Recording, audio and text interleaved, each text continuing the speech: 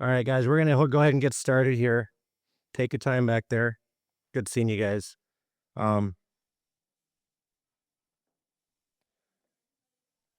So I want to start with something that I was talking to Lindsay back there this earlier last week, and she said something that made me think about a couple of things. So before we get started, let's pray first, and then I'll explain to you what it was. Heavenly Father, we just thank you so much for this evening. Thank you for the nice weather. We just pray that you are with us tonight. You guide our hearts and our minds, and we pray that we can take away something, Lord, useful. And we pray that the things that we learn here today help us grow as a Christian, Lord. And we trust you. That we trust you're with us. We praise you and we thank you in Jesus' name. Amen. So something that Lizzie said, she came up to me and she said, she really enjoyed Tactics. For anyone that was here or watched it online, it really rang true to her and it really made a lot of sense. And I was happy to hear that. Um, One thing she said though is like, I like all the classes, but a lot of that stuff goes over my head. And I thought, yeah, that makes sense. I was telling Andy earlier, I can't expect you guys to learn all this stuff within 3 hours when it takes years. So what I did was I thought, why don't I give you a cheat sheet, at least for the arguments. So today we're going to go over the third argument, the last argument we're going to cover for God's existence. And then from there, it'll be biblical hermeneutics, the resurrection, stuff like that. But this cheat sheet here has two sides. And I thought, well, this might be helpful because here's the thing. Even memorizing the names of the arguments can be helpful in a conversation. So, so I made this cheat sheet and I think it can be helpful. Now, before I get to the cheat sheet, keep in mind these arguments that we go over are not just so we can shut down an atheist. They're supposed to help somebody who's an honest skeptic, like an atheist or an agnostic or any unbeliever. They're supposed to help them to understand that there are good reasons to believe in God. Okay, it's not to just shut down people or shut down an atheist. It's just to help people. So, like I said, even if you memorize the names, it can be helpful. So let's say somebody says, there are no good reasons to believe in God. There are no good reasons to believe in God. You might say, really? I can think of at least 3 arguments for God's existence. And then you just simply name them. You got the cosmological argument, teleological, and the moral argument. And so just having that ready can be helpful. Or you could briefly paraphrase them, like I have here. Well, actually, I disagree. I think God is the best explanation for the beginning of the universe. That's the cosmological argument. Or you could say something like, I think there's good reasons God is the best explanation for the fine-tuning of the universe. That's the teleological argument. Or finally, today we'll cover the moral. You could say, I think God exists because he's the best explanation why we have moral value and duties in this world. So on one side, it's a little bit more, I want to say a little bit more detailed. But on the one side, the cosmological argument says that time, space, and matter all began to exist, right? And the best explanation of their cause is a timeless, spaceless, immaterial being. And this is part of what we mean by God. Then you have the teleological argument simplified. The universe is extremely fine-tuned to allow for life. And the best explanation of the fine-tuning is design, which then implies a designer. This is consistent with God. And then lastly, you could say objective morality cannot exist without a being like God who sets a moral standard. However, objective morality does exist, therefore being like God exists. And if that's still too much for you, I simplified it even more on the back side. If you flip it over, cosmological argument simply says the universe had a beginning, therefore it needs a beginner. Right? Simple. Teleological argument. The universe is extremely fine-tuned, therefore it needs a fine-tuner. Very simple. Right? And then lastly, morality is real. Therefore, it needs a being who has the authority to give moral standards. So there's a little cheat sheet for you. Again, even just memorizing the names can be helpful, if that makes sense. Now, the other thing that Lindsay said was this, and I appreciate this. She said that in the teleological argument, she said one of the things that I briefly mentioned was fascinating to her, and that was what the Jupiter thing, right? You said that the fact that that Jupiter is like a cosmic vacuum, meaning it's so big it attracts all the space junk, right? Therefore, allowing Earth to not get hit so much. So I thought, well, that's great. That's totally fine. So I printed up 10 facts for you if you want them on fine tuning of the solar system. I'll briefly run through it. Number one is that our Earth lives in the exact right location, the Goldilocks zone they call it. Any closer to the sun, the oceans would boil eventually. Any further away, it would freeze. Number two, the sun is perfectly sized for our Earth. There's some more details in there for you to read. Number three, Earth's rotation is tuned for life, not chaos. Just the fact that it spins once every 24 hours is finely tuned. Any faster or slower, and life would be permissible. Number four would be that Earth's tilt, so the 23.5 degrees, gives us our seasons. And if we didn't have this, it would be, we'd basically be extinct as humans. Number five, our atmosphere is perfectly mixed. So the concentration of nitrogen, oxygen, and other gases are perfectly mixed. Think about this. We need oxygen to breathe, right? But if it was too high, there would be fires all over the place because it's extremely flammable. So even our air is finely balanced. Number six, the moon stabilizes the Earth like a giant gyroscope. So we need the moon for the Earth to be as stable as it is. Number seven, Jupiter, again, Earth's giant bodyguard, he calls it.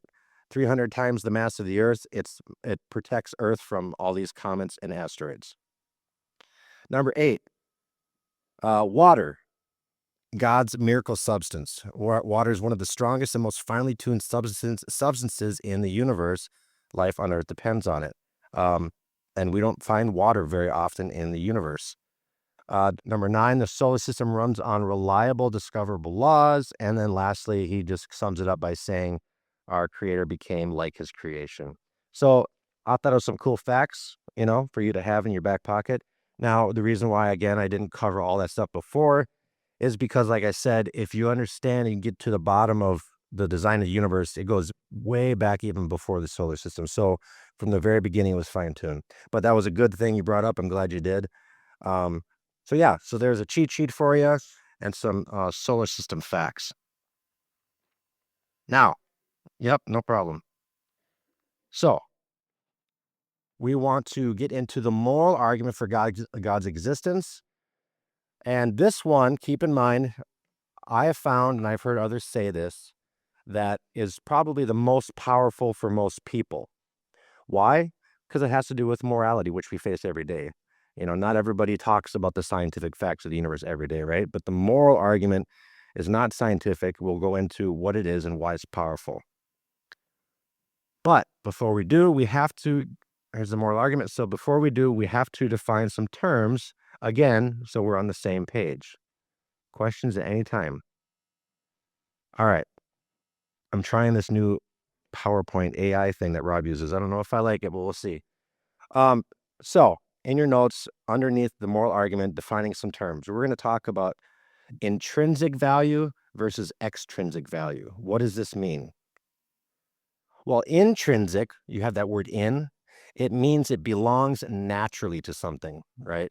It's valuable because it's because it is what it is. Like we would argue a human being is intrinsically valuable. It's not valuable because Naomi says it's valuable. It's valuable because that's its nature.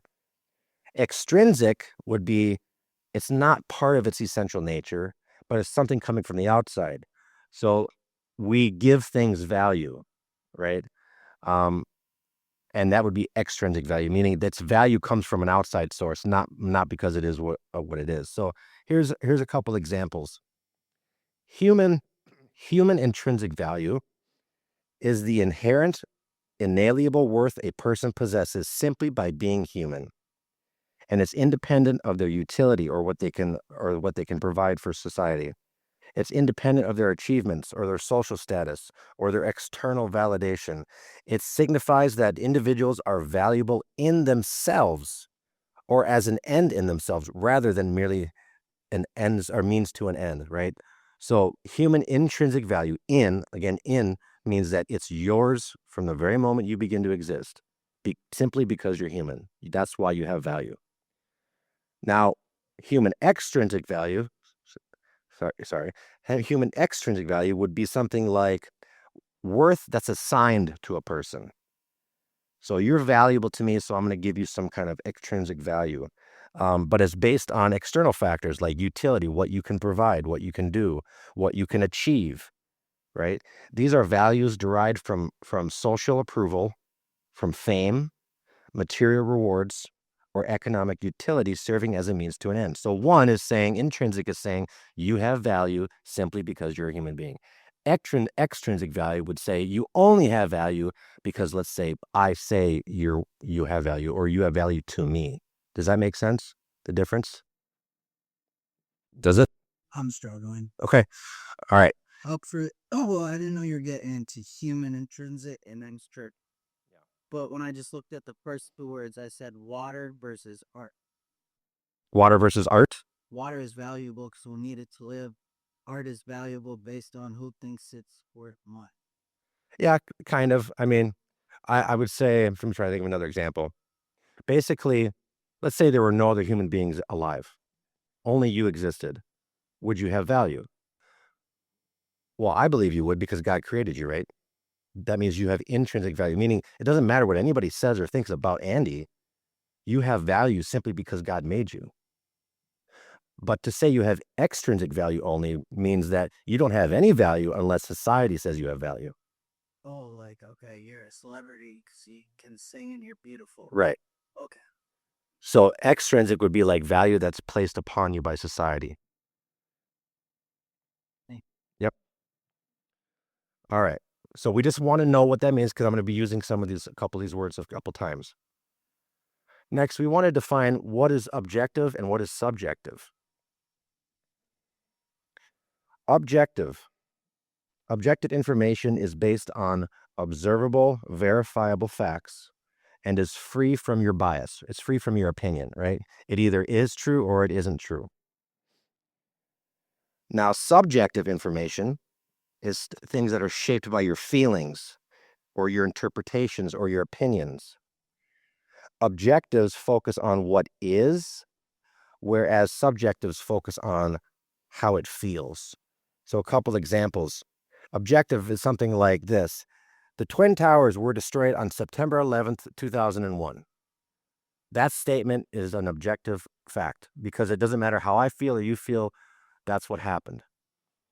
Now, subjective means it's a preference. So if I say the best flavor of ice cream is vanilla, well, that's not an objective fact. It has nothing to do with how you feel about vanilla ice cream.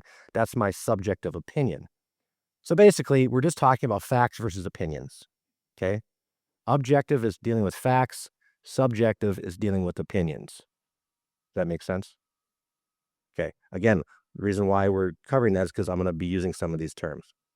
And I'm setting you up for a brief video too. Okay. So we know what objective means, right? It means it's just a fact. But when we talk about morality, what is objective morality versus, let's say, subjective morality? Well, objective morality is the position that certain actions are inherently right or wrong, independent of human opinion, independent of what the culture says, independent of what the norms in society are, independent of our feelings and our beliefs. It proposes that moral truths are facts about the world. Okay, so certain things are actually right or wrong, and it doesn't matter what any of us think about it. That's objective morality.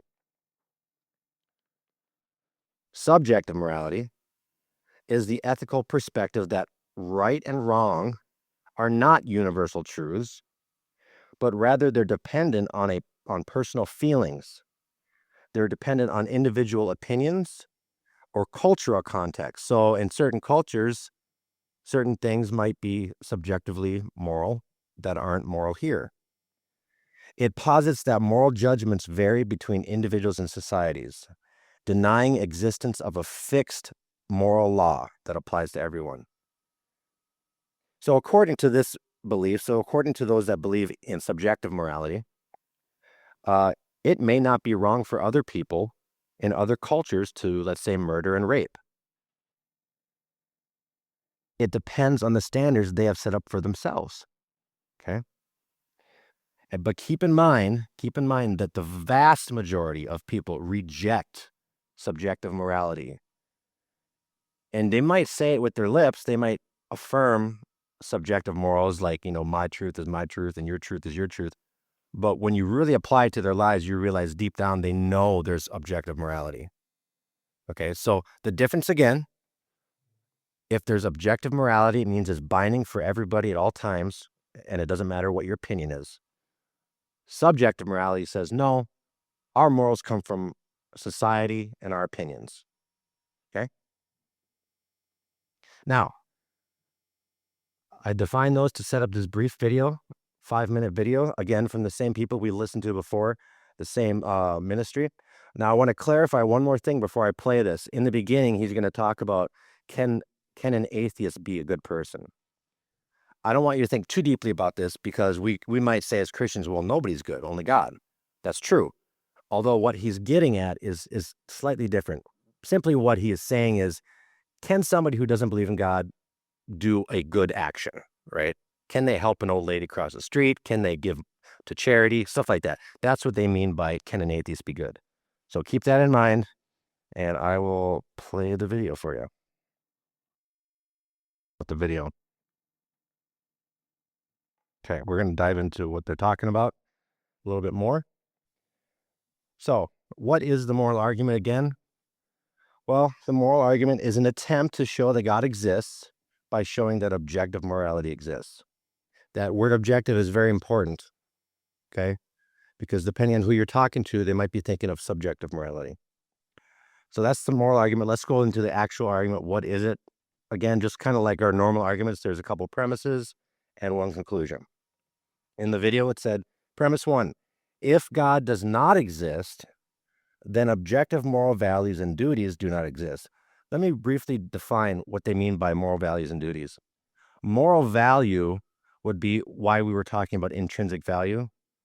So like moral values would be, you have moral value, you're a human being. But duties refer to things that we're obligated to do for other people, okay? So that's the difference.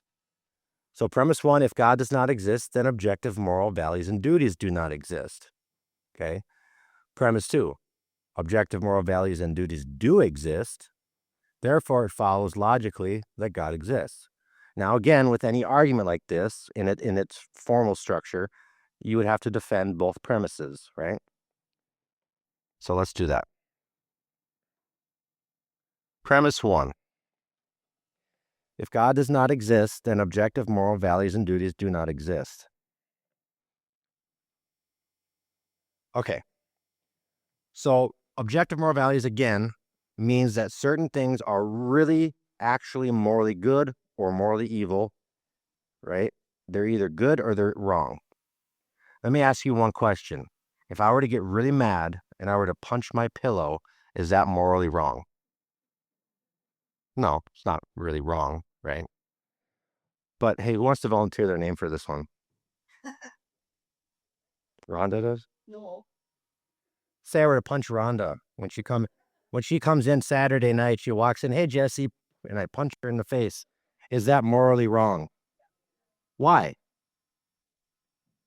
Because you're hurting. Right. Well, you said it wasn't wrong to punch a pillow. Why is it wrong to punch a person? Because a person have value. What kind of value? Intrinsic. Not just value that we place on them, right? Like you're valuable because of this. They're valuable because they're a person. A pillow does not have intrinsic value, right? It might have extrinsic value because it helps me sleep at night, right? But it doesn't have intrinsic value. So to punch somebody, a person, would be wrong. It seems very clear that people have intrinsic value. If people only had extrinsic value, then I could take that away by saying, no, I don't think they do. So intrinsic value means that regardless of our opinion, they have value. But here's the question, and they raised it up in the video. Why on earth would people have an intrinsic value if we're all just an accident?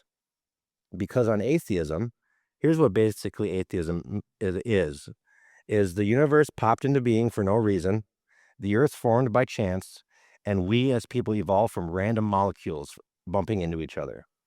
Now, if that's true, do I as a random clump of molecules have intrinsic value? Why would I? Right? So if you remove God from the equation, you remove everything that makes me valuable because I'm just an accident and I'm just a random clump of cells, right? So it would be no different than kicking over a tower of Legos, that's just a bunch of parts at that point. So on that view, of course, I would have no way to justify intrinsic value. Most people understand and agree, no matter what side they're on, usually they agree that people have intrinsic value. Especially, you know why I know that? Because especially when it comes to themselves. Ask them this. If this ever comes up, maybe you want to ask them something like this. If you only have value because society says you do, or no, sorry, let me rephrase it. Ask them if they only have value because society says they do, or do they think they are valuable regardless of what society says? Most people will say, no, I have value no matter what anybody says. Okay, but how do you justify that if you don't believe in God is the question.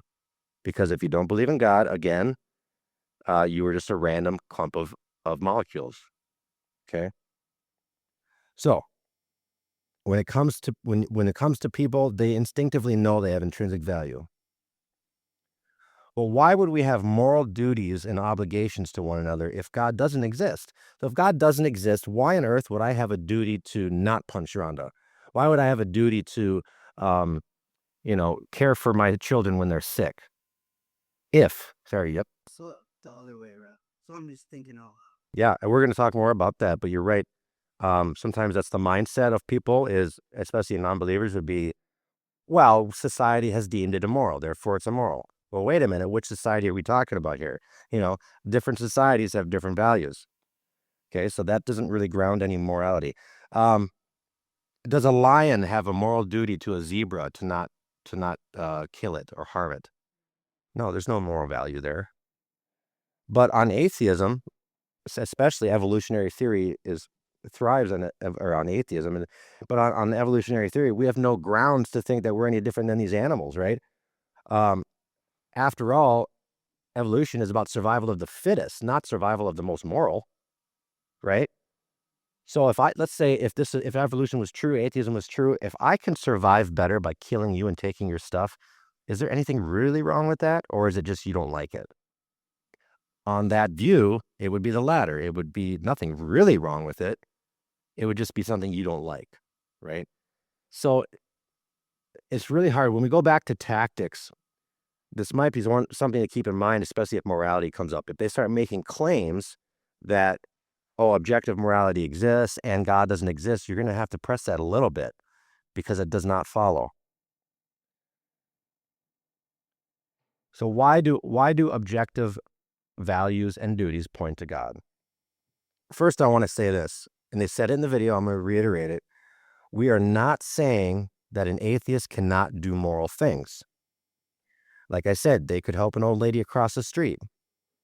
They could save a child from a burning building. They could feed the homeless, whatever, right? And many of them do, right? So it doesn't take belief in God to do something moral, right? We're also not saying that atheists do not know what morality is. And here's a verse from Romans.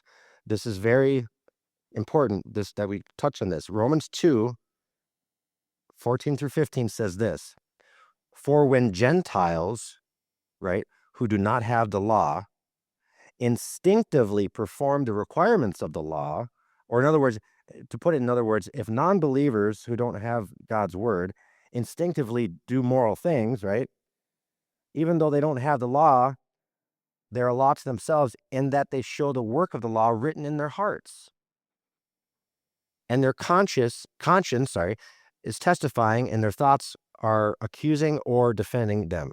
Now, what that is saying is that everybody, whether you're a believer or not, has some kind of law written on your heart, that you instinctively know there is good and evil, okay? So again, even the Bible affirms that non-believers can know morality. Here's the problem. There's a difference between knowing something moral and being able to ground it. So you can know what is right and wrong and still have no ground for it. Just like, here's an example. I can know what a book says and still deny that it has an author. Now, it doesn't make any sense to deny it has an author, but I can technically do that. I can know what a book says and say, no, it has no author, right? So a person can know right and wrong and still, with their lips, deny God exists. But here's the point. Without God, there's no way to ground moral values and duties. So I might say, yeah, I know rape is wrong. I know murder is wrong. But how do you ground that? How do you justify that? If we are just an accident and we're floating in space, and when we die, we'll never exist again. Like, there's no way to justify that. You need some kind of a moral law, or you need some kind of a moral standard so that you can differentiate between what is good and evil, right? You need some kind of standard. So let's say, here's an example. I'm just taking some out the top of my head. Anybody ever play basketball when they're younger? There is a regulation size basketball, right? And we all kind of know how big that is. But if I brought in a basketball that was this big, how would you know that that's not the right size? Because you know what the right size is. You would not know that this size of basketball is not the right size unless you knew what the right size is, or roughly the right size, right? And we'll get into more of that later. But you have to have a standard. So if there's no standard of a regulation size basketball, you might think this is a right size basketball, or this is the right size. You wouldn't know, right? You have to have a standard. Okay, so you need a moral standard in order to know what good and evil is. Or we like to say a moral law, right? But if there's a moral law, then what does that imply?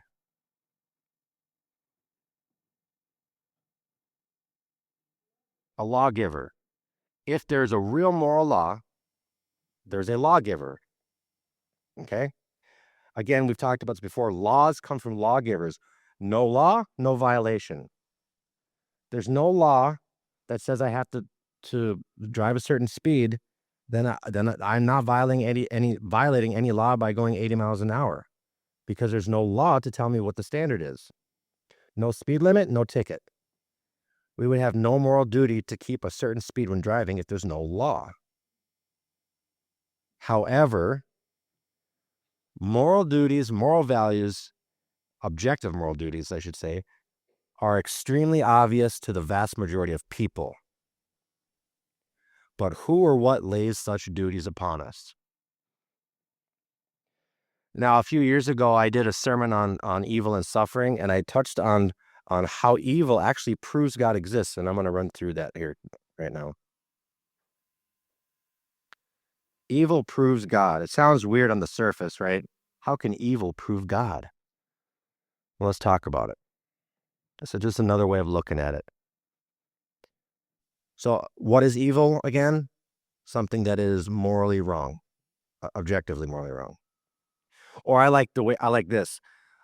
Evil is the way things ought not to be, right? Evil is the way things ought not to be or shouldn't be. Okay? But if there's a way things ought not to be, then there must be a way things ought to be. In fact, this goes back to Lindsay's questions a few weeks ago. Evil isn't really a thing in and of itself. It's a deprivation of what is good. So a couple examples would be, let's say I have a car, and on the front corner of the car has a big patch of rust, right? If I took all the rust and got it and cleaned it up, got it out of the car, would I have a better car? Yeah, I'd have a better car. What if I took all the car out of the rust? What would I have? A mess. I'd have nothing, right? So rust is like evil, is like the evil, and in that it's a deprivation of what the car ought to be. But if you take all the car away, you get nothing. Or evil is kind of like rot in a tree. If I take away all the rot in the tree, I got a better tree, right? What if I take all the tree out of the rot? There's nothing there. There's nothing left. It's gone. I put down If there's a light on, then that must mean there's dark. If there's a light on, You don't need a light if it's not dark. you don't need a light. Darkness only exists because of light exists.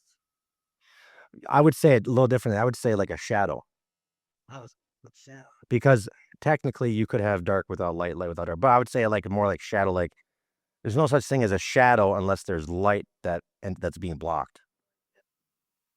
So I like the way you're thinking. And back to this too. God doesn't really create good either, and we'll get into it. But God is good, and God is eternal, so God can't create himself. So evil is just a deprivation in what is good. But here's the logical line of reasoning I want you to try to follow. If there's real evil, what does that imply? If evil exists, what does that mean? That there must be good. If evil exists, it implies good exists. Okay? Even if just one thing is evil, good exists. Right? So evil, first of all, evil proves there's good. If somebody says, I don't believe in God, oh, do you believe in evil? Yes. Okay, so then you must believe in good, right? Because if there's evil, there must be good. Yes. Okay, then now you continue on. So, okay, you say, well, if good and evil exists, what does that imply?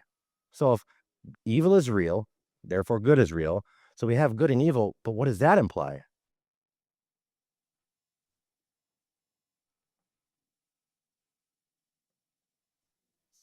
A moral standard. It implies there's a moral standard, because how would you be able to tell the difference? Now, here's a few examples that might help. An astronaut who's flying, let's say there's an astronaut, he's in a spaceship, and he all of a sudden is ejected from the spaceship, and he can't see up or down. He can't see his spaceship. He's just kind of tumbling through space. Does he know what up or down is? How could he? He has no reference point. On Earth, we have a reference point. Down is where the Earth is, and up is this way, away from the Earth. That's our reference point. Or a compass. If a compass always pointed north wherever you turned, you wouldn't know where you're going. You need a reference point. In other words, you need something that's unchangeable. The compass needs to point north so that you know if you're going east, west, or south, or north. Right? So you need a standard. And lastly, this is my favorite example. How do you know what a straight line is? Or no, sorry, not that. How do you know what a curved line is? If I drew a crooked line, how would you know it's crooked?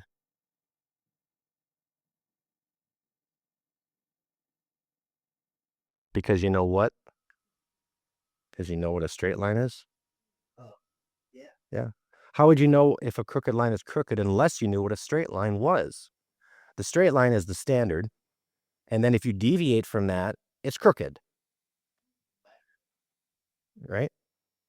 So the only way you know that a crooked line is crooked is because you know what a straight line is first. And anybody here familiar with C.S. Lewis? In his book, one of his books, Mere Christianity, it's a good read, he says this. He was an atheist, and then he became a Christian, and then he became one of the most prolific apologists of the last century. He said, my argument against God was that the universe seemed so cruel and unjust. But how had I got this idea of just and unjust? A man does not call a line crooked unless he has some idea of a straight line. What was I comparing this universe with when I called it unjust? You see, he had a deep sense that things were wrong in the world, and he's right. But he realized that his atheism does not explain anything. In fact, it makes the problem worse. Because on his atheistic view, he goes, well, nothing should be anyway. Why would it have to be anyway? But he knew deep down that there's something wrong. So it challenged his thinking. All right, so let's back it up just a little bit. If evil exists, that implies that good exists, correct? If evil and good exist, that implies a moral standard so that we know how to differentiate, right?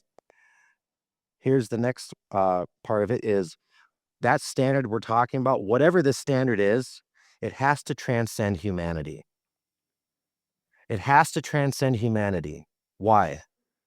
Because a standard given by humanity or a person or a society means nothing. It's subjective. It's not binding for other people.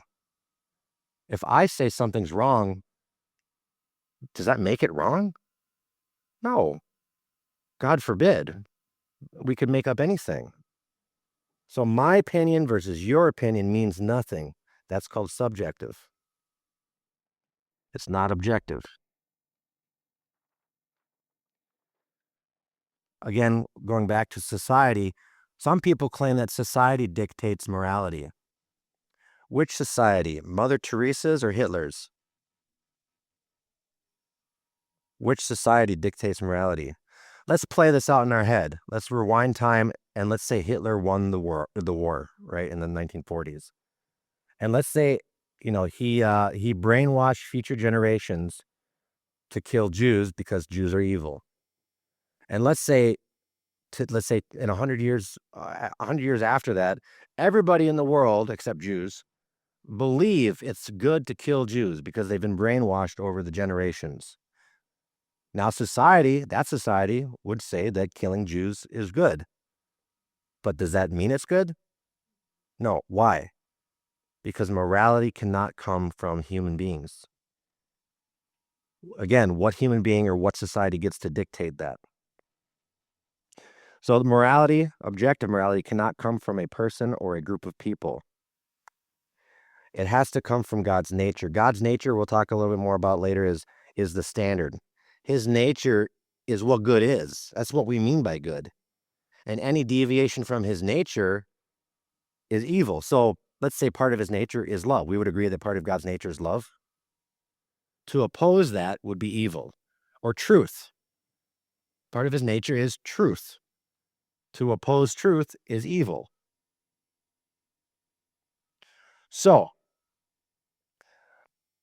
there actually can be no there can be no evil without God. On the surface, it sounds weird, but here's how we run through it. Again, evil implies good, right? Evil implies good. Good and evil imply a moral standard. And a moral standard, or moral law, you might say, must have a moral lawgiver.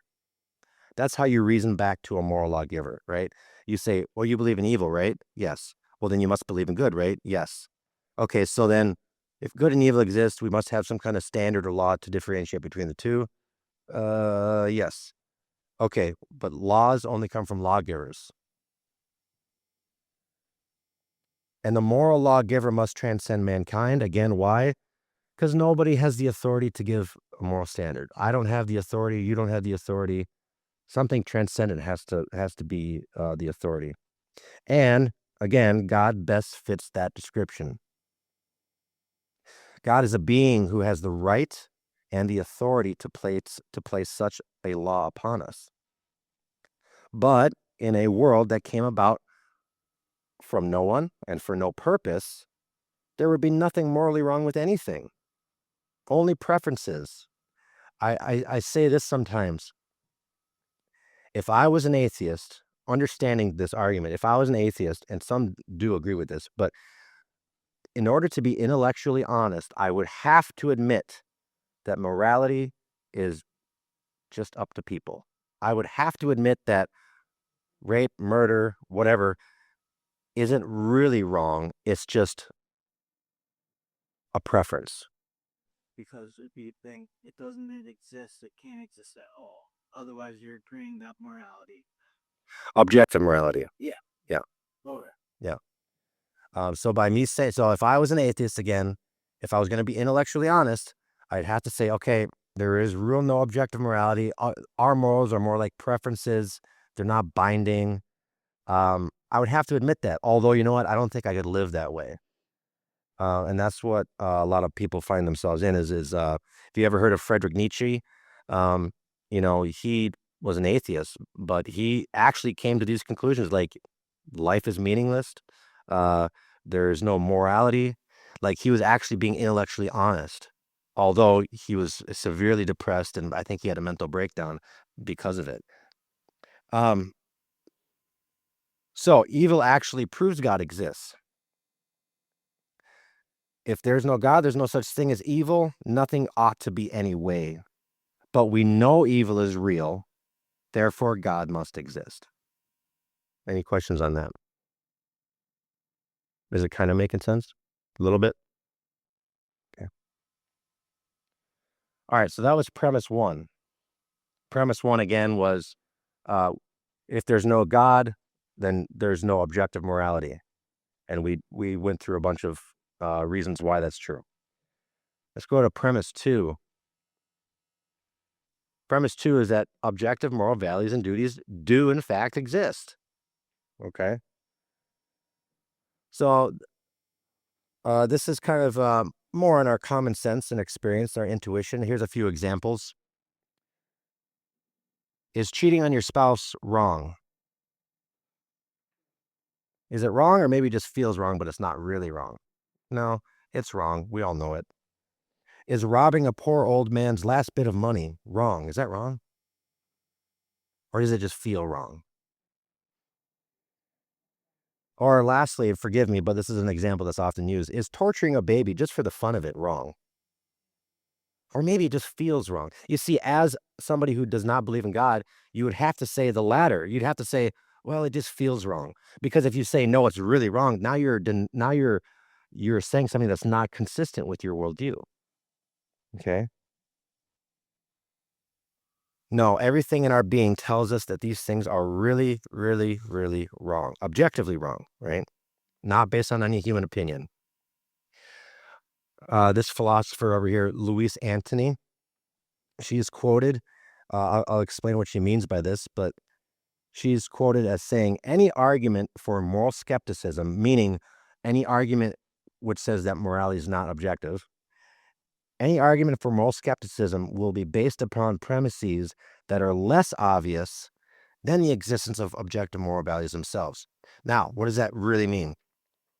In other words, she is saying, as an atheist, she's saying this, that objective morality is so much more obvious than any reason you could come up with for it not existing. In other words, there is no good argument to support the idea that objective morality does not exist. It is literally just as obvious as the external world, as this table, as this podium, as you people. Like, she is saying it's that obvious that there's no good argument against it. An atheist is saying that. Objective morals are just as real as the external world. And we are just as sure that objective morality exists as we are that the world around us exists. It is just as obvious. Would you guys agree with that? That morality is just as obvious? I would agree with that. And I think most people would agree with that. So, that's it. That's how we defend the premise two.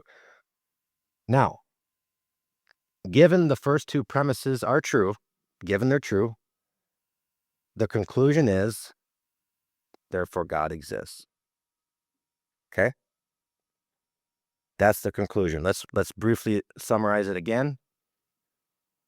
The summary of the argument, premise one, if God does not exist, then objective moral values and duties do not exist. Why? Because there's no other way to ground objective morality other than a transcendent being like God, right? You can't ground it in human opinion, right? Premise two, objective moral values and duties do exist. Why? Again, we just said that they are just as obvious as the world around us. Therefore, it follows necessarily then that God exists. And again, if you want to simplify it, go back to your cheat sheet. Morality is real. Therefore, it needs a being who has the authority to give moral standards. Or you could say something like, objective morality is real, and God best fits God best fits the description of a moral lawgiver, or something like that, right? Okay, any questions about the argument? It seems pretty, like, I mean, we believe this stuff, but there's different ways to think about it and attack it in a conversation too. So, we good? All right, let's go through some common objections. common objections. And we might end like 10 minutes early tonight. That's fine. And we do have a quiz at the end too. So one objection would be the denial of premise one, right? They would deny that, no, you can have objective moral values and duties without God. That's what they would say. They would say objective morals can't exist without God. They might say something like, each person decides what's objectively moral. Or they might say, well, society decides what is objectively moral. What might your response be? If I say people in society, they get to choose what's objectively moral, what might your response be? What's society? Right? Because different societies have different values. What person? One thing I might say is you're actually misusing the term objective, because to say that a person gets to decide what's objectively moral is clearly telling me you don't know what the word objective means. Subjective, we call it subjective because a person is a subject. So if a subject decides, it's subjective. So they're misusing the word objective. Okay? Or I might say the things people decide or have an opinion on is actually called subjective, right? So it's not objective. And if it's not objective, then it's not binding on anybody else. And also, if there are different opinions out there on what's objectively good, then which one are we supposed to follow? Naomi says this is objectively good. Bunny says this is objectively good. But they're different. So which one do I follow? Yeah, I mean, so you get into some problems with that. It's like when I was growing up, sometimes my dad would say one thing, my mom would say another, and I'd be like, which one's right? Another objection might be that evolution gave us our morals. This is a pretty common one among atheists, but it has huge holes in it. They might say evolution gave us our morals. And they might say, as we evolved, we discovered what is moral. Okay.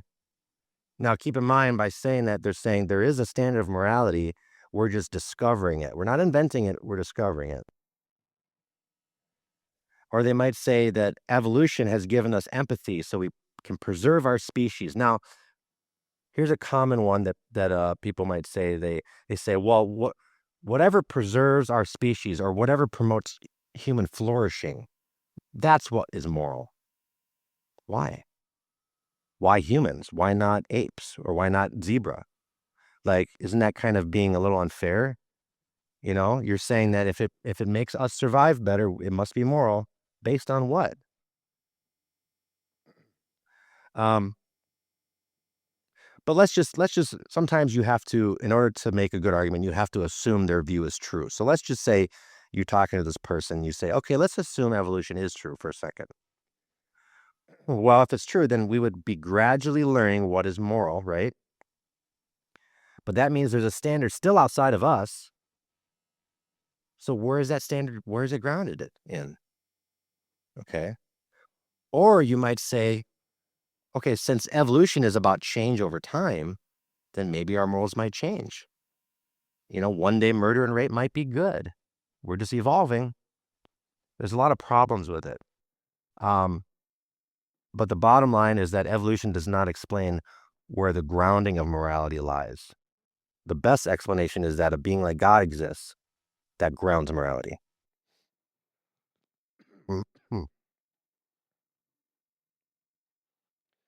The Euthyphro dilemma. Now, I think it's more important that you understand the concept than the name, but it's basically a Euthyphro was a character that Plato had come up with in one of his writings. And the idea was, and they've said it in the video, I actually got this question years ago in our first class. Is something good because God says it's good? Like God is sitting there from eternity past and he goes, okay, helping the old man across the street, that's good, check. Torturing a baby for fun, that's evil, check. Like that. is it good because God says it's good? Or is it good because God is referring to something that's good? So in other words, he's referencing a standard outside of himself. He's saying, okay, it's good. So I'm just letting people know it's good. Like there's some kind of standard outside of God. Now it's supposed to be a dilemma. A dilemma means option A or B, and that's it, right? But if both options seem really implausible, then you got a dilemma. So either God is arbitrarily choosing what's good, right? He's just making it up. Like one day he might choose that something else is good, right? Or he's referencing something outside of himself to say, no, it's good because there's a standard outside of himself, right? But if the first case is true, like I said, if he's just making it up, then one day he could say rape or murder is good, right? Then it would be good, right? Or if the second case was true, that God has to refer to another standard, that means the standard is higher than God is. So you got a problem there, don't you? So again, the question is, or the dilemma is supposed to be, is something good because God commands it? Or does he command it because it's good already? Anybody want to take a stab at a response to that? When he created the earth, he said it is good. It's true. Either is. Yeah, either way is right. Neither way is right. Absolutely. So neither one of those options is the right one. I would say, give a steak. Yeah. I don't know. Yeah. That was good. That was a good answer. You said, first thing you said was God himself is good, right? That's the right track, right? We talked about that earlier.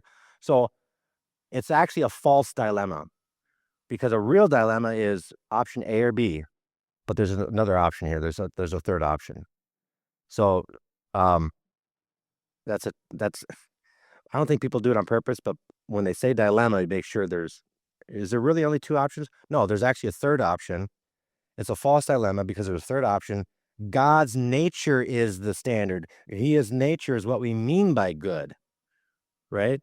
There's not an external standard outside of him, and he doesn't just arbitrarily make it up either, right? Love is good. Why? Because that's his nature. Truth is good. Why? Because that's his nature. So this is not a real dilemma at all, but people will bring this up.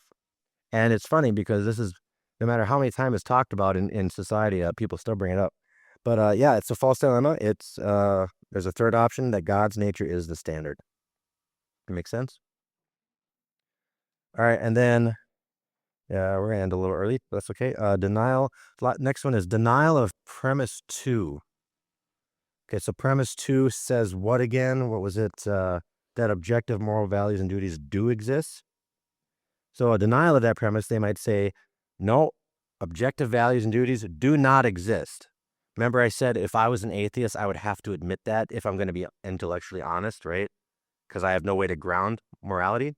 So if they actually go to that far, not a lot of people will, but some people will go this far and say, nope. The first premise might be true, but objective values and duties do not exist. There's no morality. In fact, they might say all morality is subjective. It's up to each person. How do you respond to that?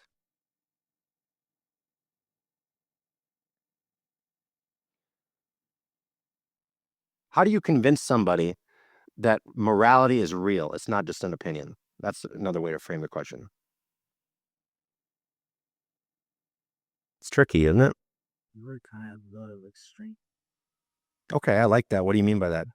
You said you have to go to the extremes? Well, if Right. So you could say, I like that. So you could say, you don't think morality is objective? Is raping a child objectively wrong? maybe I won't use that. What if I intentionally killed your child? Okay, there you go. Because now you're making it personal, which I like because it brings it more home to them. You're saying, you might say something like, is it not objectively wrong if I kill your child? Now, Like, no, and be like, Well, do you think it's just because of your emotional attachment to them? Would it You didn't exist, would it still bad? I like it. If you didn't exist, would it be bad? Like you're playing out your options. And that's a great way to respond because as soon as you make it personal, now it becomes real, right? And they only have two options. They're either going to bite the bullet and say, no, it actually isn't, which very rare. But if they do, then it's like, I can't, might as well not even talk to them. But if they start saying, well, no, that's really wrong. Well, now you just basically admitted no, that they objective values do exist and moral duties do exist. So very good. I might say something like this. If there are no real objective morals and duties, doesn't that worry you? I might say, do you lock your door at night? And what am I getting at? Because he doesn't want something bad to happen to him, right? Do you lock your door at night? Or is harming you just a preference? Like, is harming you morally wrong? Or is it just a preference that you don't want me to do it, but there's nothing really wrong with it? Let's go back to what you're trying to do. Is harming your daughter or your son a preferentially moral or not? Why do we have court trials if everything is just subjective? And honestly, can you really live this way consistently? If you actually examine your life, you make moral assumptions and you make moral choices all the time. Everybody does. Even the Hitlers and the Stalins do, right? So, if you start probing a little bit, and I really like your response there, that it doesn't add up, and it's probably just because I haven't thought much about it. I would say something like, well, you're denying something that is so obvious, you know? If somebody did bite the bullet, I might give them a little credit. I might say, well, at least you're being intellectually honest, but I can't live that way.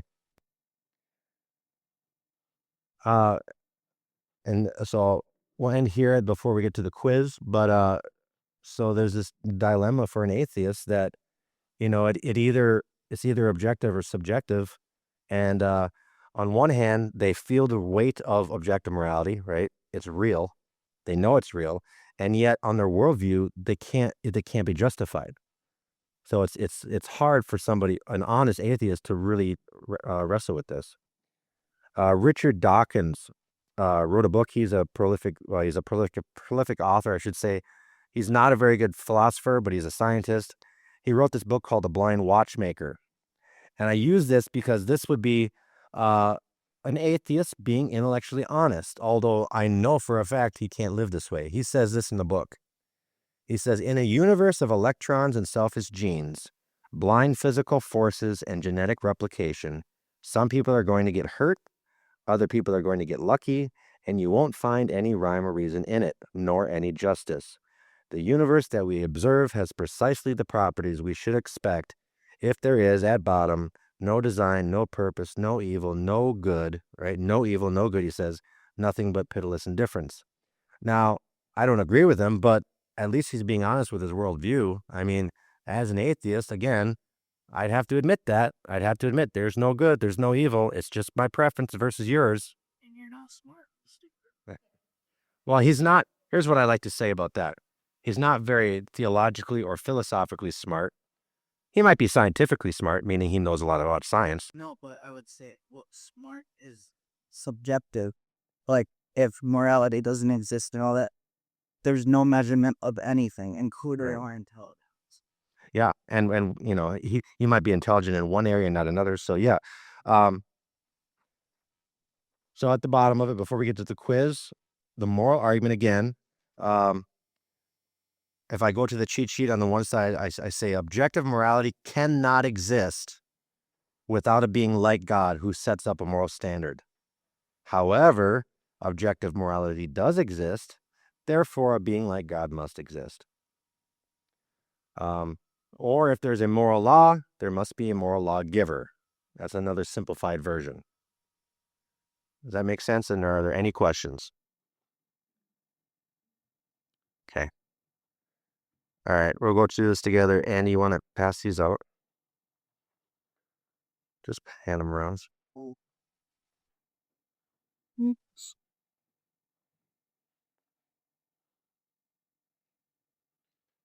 the here and now. Feel free to use your notes if you want. Who's gonna get? Yeah, I got extra. Oh, good. Also, it's all good. I just ended out a number.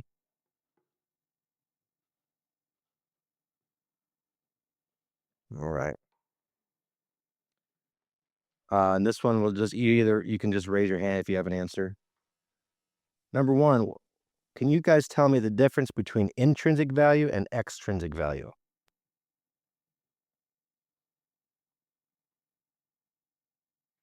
And I will call on someone if I don't see a hand. Intrinsic is objective. Extrinsic is subjective. That's a good definition. Can anyone get more specific? There's real value and intrinsic and not well. Extrinsic is more is like somebody like just think. Right. It's placed on you from like a person or opinions from people. Or intrinsic, doesn't matter what people say. It is what it is. Very good. What's the difference between objective morality and subjective morality? Someone else might want to give it a shot, Bunny. Objective is going to be true, and subjective is going to be Very good. That's the best and simplest way to put it. Objective is going to be true and real. Subjective is just going to be opinion. Number 3. Can anyone tell me what the 2 premises and the conclusion is of the moral argument we went over? If they're in your notes, if you can't remember. No, let's go to the formal argument and read off the premises and the conclusion. Yeah, go ahead if you can find it. It's somewhere in there. Can you find it? Yeah. Okay, go ahead. If God does not exist, then objective moral values and duties do not exist. And that the second one is object for moral values and duties do this. And then include God. Very good. Very good. Okay. Number 4. On atheism, would we have intrinsic value as human beings? Simple yes or no. Okay, no. Why or why not? Or so why? Why would we not have intrinsic value if atheism was true? Because objective morality does not exist. Okay, you could go that route. Anyone else? So in other words, the question is asking, would we have value just as human beings if we weren't put here on purpose? Right. So there's no reason to assume, again, remember I talked about if God doesn't exist, we're all just a random bunch of molecules floating in space, right? There's no reason to give us value, not intrinsically. You might say I have value to someone else, which is extrinsic, but not intrinsically, not simply because I'm human. Number 5, are we saying that atheists can't act morally? Why not? Because atheists, well, everyone can do good acts. Because everyone can do acts regardless of like what you believe about the world, right? Okay. And then if you want to go a step further, you could say they can do moral things. They just can't ground why anything is moral according to the worldview, right? Number 6, if good and evil really do exist, then what does that imply? So you went a little far. I want to go. So there's evil. That means there's good. Then we go, next step is there's good and evil. That implies what?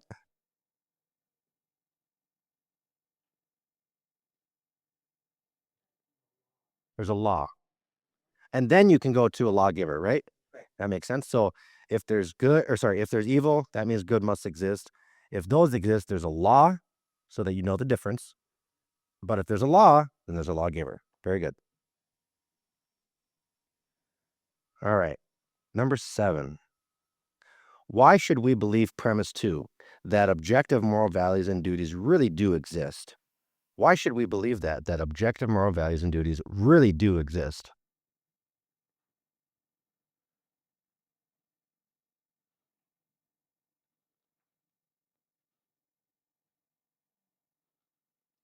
Why should we believe that objective morality exists versus just subjective morality or opinions?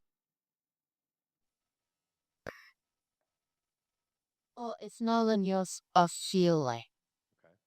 Deep down in your conscience, if you believe in that sort of thing, we know it is wrong. It's extremely obvious to most people. And like we said, it's just as obvious as the world around us. That, if you talk about those examples like torturing a baby for fun or murdering an old man crossing the street, whatever you want to use, doesn't matter. If any of those things are evil, or sorry, you can use those examples and you can show that, no, those things are evil. They really are evil. And so there's no reason to think that objective morality doesn't exist. Like everything in our being tells us it exists. Okay. Number 8. So let's say I say this, each person gets to decide what is objectively moral. What mistake am I making? If I say, it's up to each person to decide what is objectively moral, what mistake am I making? The wrong word. Why? Because subjective is based on opinion, objective is inherent truth. Right. So basically what I'm saying is, in so many words, I'm saying my opinion decides, the truth for everybody. Well, no, that doesn't work like that. So they're using, it's clear that they don't understand what the word objective means. Because again, subjective comes from the word subject. People are subjects, meaning if it comes from a person or a subject, it's just an opinion or it's not necessarily objective. Okay. Number 9. What are some reasons that objective morality cannot come from evolution?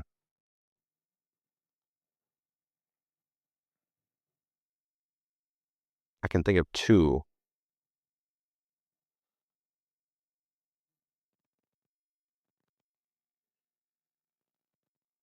I'll give you a hint. One of them is in evolution, it's all about change, right? So if it's about change, then what might happen? The morality could change. Right. You want a burger dollar rate to be Right. or whatever. Then it's not objective anymore. No. Right. Another problem is, we talked a little bit about this earlier, is it can't come from evolution because if you're saying that we're growing a knowledge of what is moral, then you're still saying there's an objective standard out there. But again, Reading that stand. who's creating the standard? Where does the standard come from? You don't get rid of the problem of grounding where that standard comes from. So as, let's say, for the sake of argument, as we evolved, we discovered, it's good to care for a young child. But why? There's no reason why, unless you have a standard outside of our opinion. Okay. And then lastly, can anyone tell me what the Euthyphro dilemma is? And then why it's not really a dilemma at all? Anybody remember? Or obviously you can go to your notes.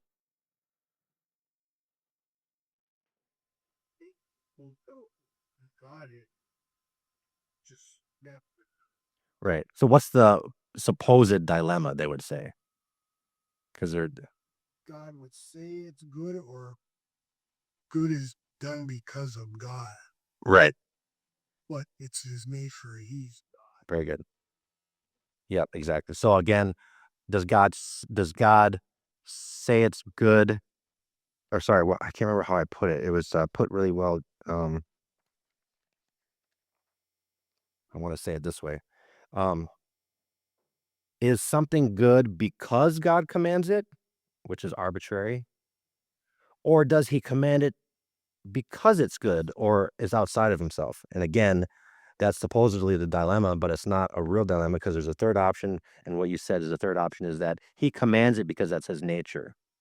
He commands us to love thy neighbor because he is love. It's as simple as that. Any questions or comments? So I'll just wrap this up or get done a little early. But again, I've heard it said, and I've experienced it myself, that I think all three arguments we covered are good arguments. They're very solid. But this tends to be the most powerful one, because when you start drawing these things out, like Andy did so well earlier, when they said, well, there is no real good and evil, there's no real morality. And you said, okay, so is it not immoral for me to, murder your daughter? Now, I mean, that's powerful. Like, all of a sudden they're forced to think, and God forbid they would say it's not, right? So, and it especially with the younger generation, it seems to be very powerful, because a lot of people nowadays, you got to remember, our culture is so different than it was even 20 years ago, let alone 50 years ago. People think differently. They think stuff like, morality is relative. Like it's just, you can make it up. They think stuff like you can't really know the truth, or there is no truth, like all these weird things. So this one's pretty powerful. Like, mindfulness is based around non-judgment. Opinions are false. If you have to label something, then it's not the truth. But if you have to say evil or good, that's already an opinion. Right. It's already not inherent. Yeah. No, I know what you're saying. But anyways, culture's a lot different now. So it's sometimes it's hard to reach people when they have all these weird presuppositions. So that's it. Next week we're going to do a quick recap. Well, we'll do a good recap of this, not as long, obviously. We'll do another game, and we'll kind of have fun with it. We might end early next week too. But then after that, and I don't want to say this. The reason why I do part 1 and part 2, it's because there's a lot thrown at you, right? And it's a lot better, I think, for you to let's just wait another week, and then we'll go over it again, and we'll have fun with it, so it absorbs a little bit better. Okay, that's the reason why there's 2 parts. But then we're gonna get into some stuff I'm really excited about, like kind of what Rob's preaching on already, biblical hermeneutics. What is the Bible? How should we interpret it? And then the reliability of Scripture. Again, kind of tying back to what Rob is teaching, although it's going to get more in depth, and then we'll be able to go back and forth rather than a preaching you can. So I'm looking forward to that. I will close this out in prayer, and then we can head home. Father, we just thank you right now for everybody here that can make it. Anybody, we just pray right now that if for some reason we need to use some of these tools in the future, that we're ready to do it, and that we do it in a way that's loving. We do it in a way that it can be received well, that we practice what we've learned, like the PLANT acronym or the things in tactics, so that not only can we preach the gospel, but we can do it effectively, Lord, because that's what really matters. And so, Lord, I just pray right now that you're with us, you guide us, and you get us home safely. We pray this in your name. Amen.